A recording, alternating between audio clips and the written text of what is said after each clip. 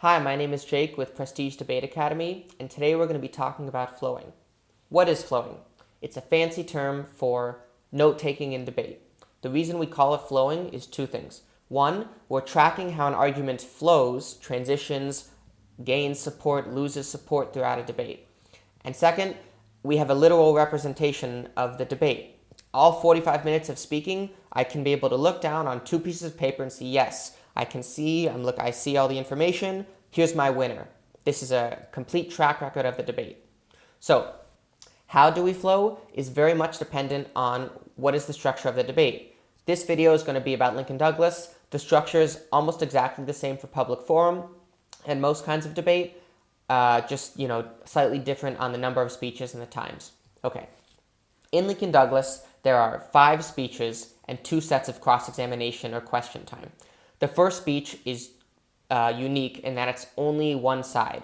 It only addresses affirmative arguments, and that's because it's the very first speech, so they don't know what the opponent's going to say yet. They couldn't address them. That's why if we come here to the affirmative piece of paper, the first speech, speech 1, is only on the affirmative right here. If we look at the negative piece of paper, it has 2, 3, 4, and 5, which the AF also has. Let me also address why we have 2 pieces of paper.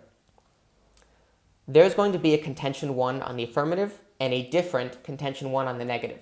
We need to make sure we keep these ideas, the value criterions and the contentions and everything independent.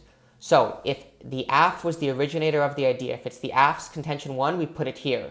If the negative is responding, rebuttaling, refuting to AF's contention 1, we put that right next to it on AF's paper, on AF's flow, etc., etc. The point is, everything related to an AF idea, if the AF was the originator of that contention, no matter if it's being defended or responded to, we put it here on the affirmative piece of paper. On the negative will be the negative's contention, the affirmative's response to the negative's contention, the negative's defense of the negative's contention. It all comes back to the first column. Everything here should be about negative ideas. Whether or not it's being supported or defended, the originator is the negative. Here, original contention is from the affirmative. Okay. We addressed the first speech. The first speech is the 6-minute affirmative constructive. It's all affirmative arguments, so it's going to be this first column of the affirmative piece of flow. And I have a little sample for you, definitions at the top, maybe observations, framework, value and value criterion, and then contention 1, 2, and 3. Then we have cross-ex. You typically don't have to flow cross-ex. If it's a little something, you can put it in the next column, but typically you don't have to flow cross-ex. Next is the 7-minute negative constructive. Now, we're going to have to use both pieces of paper. And by the way, when you're writing notes, if it's a negative column, let's say you should use blue or red. And if it's the affirmative, you should use black. But whatever it is, use different colors so you know what's your idea and what's your opponent's. So you use 2 pieces of paper and 2 colors of pens. Okay, coming back to the negative speech. There's 2 expectations that the negative debater will do in this 7-minute negative constructive. First, they're going to introduce their arguments. Of course, it's a negative argument. It has to be on the negative flow. They might have counter definitions. Very likely they'll have a different value criterion or value, and then they'll give me their contentions. All of that's going to be here. 3-4 minutes into their speech, they're going to say, now moving on to my opponent's case. That's my sign. Switch my pieces of paper. They're now on the affirmative. They're responding to the affirmative, so I should be on the affirmative flow. They're going to say, Judge, my opponent's contention 1 is about how expenses. However, let me give you a new piece of evidence about how it actually in 10 years is going to cost less than you think. So I'd put that negative response to the affirmative's contention 1 right next to it. It shouldn't be higher or lower, it should be right next to it. I want to track how the argument flows in a very clear straight line. So that's how you can see every speech after the affirmative, speeches 2, 3, 4, and 5, the 2 affirmative rebuttals and the negative constructive and the negative rebuttal, are going to have both pieces of paper. In every speech after the first, the debater is supposed to defend themselves and respond to their opponent. If I'm on the affirmative, defending myself means on the AF flow. If I'm, and then on the negative, it means attacking my opponent on the negative flow.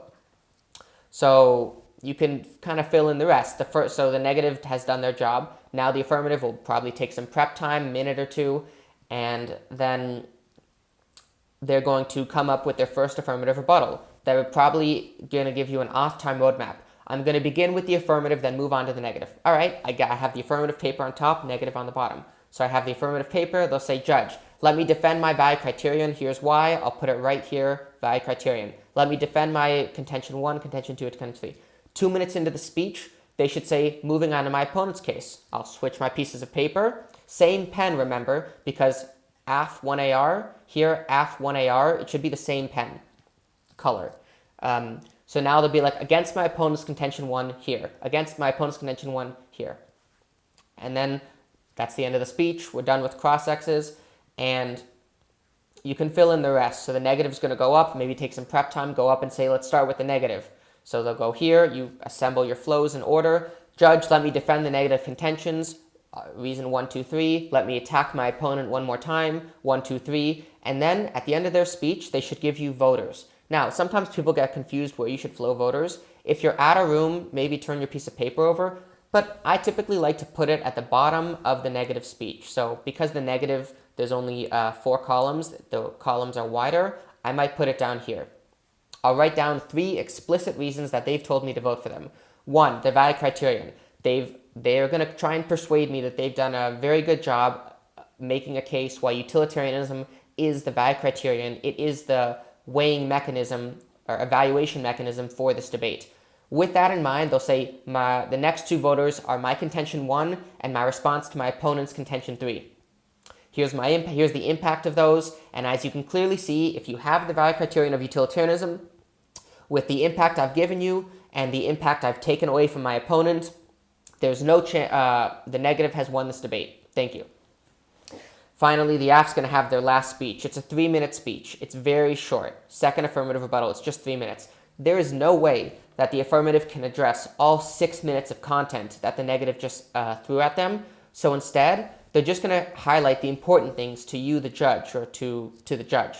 So they might say, judge, I want to quickly address my contention 1, my opponent's contention 1, and the definitions or the framework. So they're going to tell you, here's where you need to focus on your flow. They'll tell you the arguments, and then in the last 30 seconds to a minute, they're going to give you their voters. What does all this mean? It means after these 45 minutes or so, you should be able to look down and see, oh yes, contention 1 on the affirmative had a lot of discussion. I have a lot of notes and statistics. This is a big part of the debate. Let me read through it and see who I think won this argument. And I can see, well, maybe negative contention 3 doesn't really have a lot of notes on it. It was kind of dropped. It wasn't that important. It's not that important in my decision of who won. The flow is a literal representation of the debate. I can track the important statistics where they brought up every single speech, the important impacts, was the definition dropped, etc. I hope this was helpful, and if you have any questions or an interest in debate, please feel free to email us at prestigedebate@gmail.com, see below. And, let me quickly show you an example. So here's my pre-flow for the guaranteed right to housing topic on the affirmative. So I have my observations, quick little summary.